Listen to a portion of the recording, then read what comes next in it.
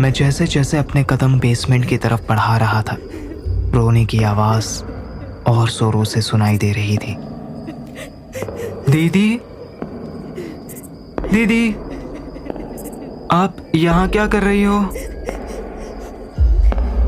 जैसे ही मैं बेसमेंट के अंदर गया, अचानक मुझे आंखों के सामने वही हाथ दिखे जैसे मैंने उस औरत के देखे थे। मैं अपना ही शरीर संभाल नहीं पा रहा था, जैसे मेरे ऊपर किसी ने उस विला का ही भार डाल दिया हो। मेरे पैर अपने आप बेसमेंट के बाहर क्यों भाग रहे हैं? और ये मम्मी पापा की चिल्लाने की आवाज। उस वक्त मुझे समझ नहीं आया कि मैं किसी के वश में हूं, लेकिन जैसे ही मैं बाहर आया, अरे जल्दी इधर आ, मैं आज तुझे जिंदा नहीं छोड़ूंगी। मुझे तुझसे बदला लेने का जरिया मिल गया। जल्दी इधर आ। इतना सुनते ही मम्मी किचन से हॉल में आई और देखा कि मैं जोरों से चिल्लाते हुए टेरेस की ओर भाग रहा था। एकांश, तुम कब आए? ऊपर कहाँ भाग रहे हो? एकांश! मेरे पीछे मम्मी भी दौड़कर आई और आवाज सुनकर पापा भी टेरेस पर पहुंच गए। और जैसे ही मेरी नजर उन पर पड़ी, मेरे होंठ अपने आप उनसे कहने लगे, बिल्डर हरीश को यहाँ वापस बुला उस कमीने को वापस। ये क्या बोल रहा है एकांश? हरीश हरीश क्यों चिल्ला रहा है? कौन है ये हरीश? जैसा कहती हूँ वैसा करो, अगर नहीं बुलाया तो तुम्हारा बेटा तुमसे हमेशा के लिए दूर हो जाएगा। मुझे ऐसी हालत में देखकर मम्मी पापा समझ गए कि मैं किसी और के वश में था। क्यों पड़ी हो मेरे बेटे के पीछे? छोड़ दो उसे। मेरे बच्चे के शरीर को वश में करके क्या मिलेगा तुम्हें? सुना नहीं तुमने? उस बिल्डर को वापस बुला। तुम्हें उस बिल्डर से जो भी चाहिए तुम खुद ही उससे ले सकती हो। ये मेरे बेटे को तकलीफ क्यों पहुंचा रही हो? मेहरबानी करके उसे छोड़ दो। छोड़ दूंगी, मैं वादा करती हूँ। मैं जैसा कहूंगी अगर तुम वैसा ही करोगे, मेरा कहना मानोगे तो तुम्हारी बेटी को कुछ नहीं होगा। बस मुझे जो चाहिए वो मुझे दे दो। तुम्हें चाहिए क्या? बदला। मुझे उस बिल्डर से अपना बदला लेना है, जिसका मैं सालों से इंतजार कर रही हूँ। ये सुनते ही पापा घबरा गए, लेकिन उन्होंने हिम्मत जुटाकर पूछा, कैसा बदला? और एक मिनट, हरीश जब यहाँ पे आया था तब तुमने कुछ क्यों नहीं किया? छोड़ क्यों दिया उसे? कोशिश तो मेरी पूरी थी कि उसे अपनी जकड़ में ले लूं। उस हरीश से जाकर पूछो, उसने मुझसे बचने के लिए उस दिन क्या पहना था। मुझे ये सब नहीं मालूम। तुम प्लीज मेरे बेटे को छोड़ दो। चाहिए तो मेरा शरीर ले लो, लेकिन एकांश को छोड़ दो। नहीं, ये मुमकिन नहीं। तुम जैसा कहोगे मैं करूंगा। बस मेरे बेटे को छोड़ दो। इस धरती पर सिर्फ तुम्हारा ही बेटा है, जिसके जरिए मैं अपना बदला पूरा कर सकती हूँ। इतना कहते कहते उसने मेरे शरीर को हवा में उठाया और ये देखकर सबकी चीखें निकल गईं। जितना कहती हो उतना करो। अगर तुमने जल्दी उसे फोन करके वापस नहीं बुलाया तो मैं इसे नीचे गिरा दूंगी। ऐसा कहते ही वो मेरे शरीर को तेजी से जमीन पर गिराने लगी। मेरा शरीर जमीन पर टकराने वाला था, लेकिन आत्मा ने जमीन से 1 इंच ऊपर मुझे रोक दिया। मम्मी पापा सब चिल्ला उठे। रुको! पापा ने हड़बड़ाते हुए फोन निकाला, अपनी लड़खड़ाती उंगलियों से बिल्डर को फोन लगाया रुको, मैं बुलाता हूँ उसे। तुम प्लीज मेरे बेटे को कुछ मत करो। हेलो सर, क्या आप मुझसे मिलने विला में एक और बार आ सकते हैं? मुझे सॉरी कहना आपको, उस दिन बहुत कुछ बोल दिया था। सुधीर, मैं बिजी हूँ बहुत। इतना कह के बिल्डर ने फोन रख दिया। उसके बाद माहौल एकदम शांत हो गया और मम्मी पापा मन ही मन सोचने लगे कि अब इसका अंजाम क्या होगा। और तुरंत ही पापा ने सच्चिदानंद अंकल को कॉल लगाया। उन्होंने सारी बात बताई। तुम डरो मत, एकांश को कुछ नहीं होगा। तुम जैसा वो कह रही है वैसा करो। लेकिन सुधीर, भरोसा करो मेरा, सब कुछ ठीक होगा। पापा बिल्डर को वापस फोन लगाने के लिए कतरा रहे थे। उनके मन में चल रहा था कि अगर इस बार भी उसने मना कर दिया तो शायद वो आत्मा मुझे नीचे फेंक दे। क्यों मेरे बच्चे के शरीर पर कब्जा करके बैठी है? हाथ जोड़ती हूँ, छोड़ दो उसे, छोड़ दो। सुना नहीं तुमने? उस बिल्डर को वापस बुलाओ। ठीक है, मैं बिल्डर को बुला रहा हूँ। पापा ने फिर से डरते हुए बिल्डर को फोन लगाया, लेकिन बिल्डर ने वापस मना कर दिया।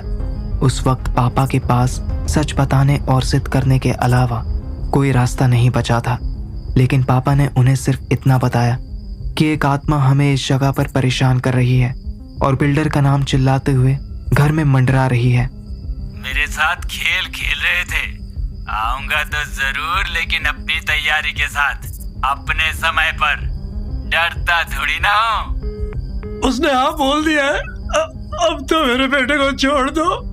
जब तक वो बिल्डर नहीं आ जाता मैं इसे नहीं छोड़ूंगी। उसके बाद सब हॉल में आकर बिल्डर का बड़ी बेसब्री से इंतजार करने लगे। काफी वक्त बीत गया। सबकी नजरें बार बार घड़ी को देखे जा रही थी। वो बिल्डर आया क्यों नहीं अभी तक? वो आएगा ना?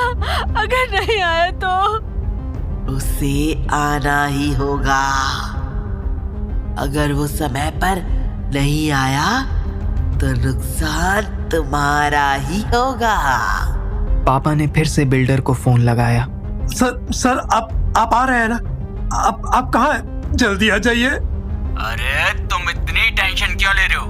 दरवाजा खोलो, बाहर पहुंच गया हूँ। इतना सुनते ही पापा तेजी से दरवाजे की तरफ भागे और दरवाजा खोला। हाँ सुधीर, क्या हुआ? सर, अब बात मेरे बच्चे की जान पर बनाई है। आत्मा ने मेरे बच्चे के शरीर पर कब्जा कर लिया है। सुधीर, तुम टेंशन मत लो, भरोसा करो मेरा, वो तुम्हारे बेटे का कुछ नहीं करेगी। ये भले ही कितनी भी ताकतवर हो जाए, लेकिन इससे किसी दूसरे का बुरा नहीं देखा जाता। आप इतना यकीन से कैसे कह सकते हैं? हरीश हॉल में आया और सबके साथ बैठ गया। एकांश के शरीर में बसी वो आत्मा हरीश को घूर के देख रही थी। ये आत्मा किसी को नुकसान पहुंचा ही नहीं सकती। असल में उसने दूसरों की जान बचाने के लिए ही खुद की जान गंवाई। ये आप क्या बोल रहे हैं? मतलब आप सब जानते थे? हाँ, इसे जानता भी हूँ और इसकी जिंदगी भी खत्म करने वाला मैं ही हूँ। अब खुद को तो हत्यारा नहीं बता सकता था ना। बिल्डर की बात सुन के पापा, मम्मी, दीदी सब चौंक गए। इतना सुनते ही मैं फिर से नॉर्मल हो गया था, जैसे मेरे शरीर से उसने अपना वश छोड़ दिया हो। मुझे देखकर सबने चैन की सांस ली, लेकिन फिर सभी के सवालों का सिलसिला शुरू हुआ।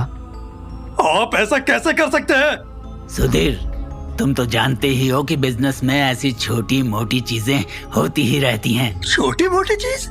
ये सब आपको छोटी चीज लगती है? आपने ऐसा किया है क्यों? और क्या करता? इस जमीन पर कोई भी कंस्ट्रक्शन नहीं किया जा सकता, लेकिन मैंने कैसे भी करके ये विला बनवाया। और जब प्रोसेस की लास्ट स्टेज में ये दार्जिलिंग की सिविल प्रोजेक्ट की हेड बनकर आई और विला का काम रोक देने के लिए कहा। मतलब ये विला जो हमने खरीदा ये इल्लीगल है? हाँ, ये विला जिस जमीन पर है वो जमीन दलदल से भरी है। मैंने इस औरत को बहुत मनाया, बहुत ऑफर्स भी दिए कि जितने पैसे चाहिए रख लो, लेकिन इसे तो ईमानदारी के कीड़े ने काट लिया था और मुझे मजबूरन इसे मारना पड़ा क्योंकि मेरे पैसे फंसे हुए थे और ये प्रोजेक्ट कंप्लीट करवाया। उस हादसे के बाद कई लोग विला को देखने के लिए आए और खरीदा भी, लेकिन कोई भी इस विला में 2 दिन से ज्यादा रह नहीं पाया। लेकिन फिर खरीदार बनकर तुम आ गए और तुम्हें लगा कि हम फंस गए। लेकिन तुम्हें कैसे पता? क्योंकि मैं वही हूँ जिसे तूने मारा था। ये सब सुन के हम सब के चेहरे पर एक मुस्कान आ गई। लेकिन यहाँ आप फंस गए हैं सर। कहने का मतलब क्या है तुम्हारे? अंकल, जैसे आपने कहा ये आत्मा किसी को नुकसान नहीं पहुंचा सकती, वैसे ही इसने कभी आपको मारने की सोची ही नहीं। इन्हें तो आपसे सच बुलवा कर सजा दिलवाना था, इसलिए जबरदस्ती आपको यहाँ बुलवाया और उसके बाद हमें सच्चाई बताई। सच सुनकर कर भी क्या पाओगे? कौन करेगा तुम्हारी बातों का यकीन? मैंने उन्हें वीडियो दिखाया जिसमें उनकी कही एक एक बात रिकॉर्ड हो गई थी। आप इंसान नहीं, राक्षस हैं। पुलिस अभी आते ही होगी। आपको तो सलाखों के पीछे होना चाहिए। बिल्डर अब घबरा चुका था, उसे पकड़े जाने का डर साफ दिख रहा था। तुमने मुझे फंसाकर अच्छा नहीं किया। तुम्हें और तुम्हारे परिवार को भी इसी आत्मा की तरह दर दर भटकना पड़ेगा। यह आत्मा मेरा कुछ नहीं कर सकती, छू भी नहीं सकती मुझे। तूने मेरी जान ले ली, लेकिन मैं इस परिवार को कुछ नहीं होने दूंगी। मैं तो तुझे नहीं छू सकती, पर ये बच्चा तुझे छू सकता है। तुम्हारा तावीज तुम्हें मुझसे बचा सकता है, लेकिन एकांश से नहीं। उस आत्मा ने फिर से मेरे शरीर को अपने वश में किया और हाथों से उस बिल्डर को गर्दन से पकड़कर उठा लिया। छोड़ मुझे! आत्मा ने उसी तरह बिल्डर को विला के बाहर लाके पीछे वाले झरने में फेंक दिया और फिर मेरे शरीर को छोड़ दिया। तब तक पुलिस भी आ चुकी थी। दीदी ने पुलिस को वीडियो दिखाया और कुछ ही देर में हरीश हथकड़ियों में था। मुझे माफ कर देना, मैंने आप लोगों को बहुत परेशान किया है, लेकिन इस पल का मैंने कई साल तक इंतजार किया है और ये सिर्फ एकांश के जरिए ही मुमकिन था, जिसके लिए मुझे आप लोगों को यहाँ लाना पड़ा। मतलब हम यहाँ तुम्हारी मर्जी से आए हैं?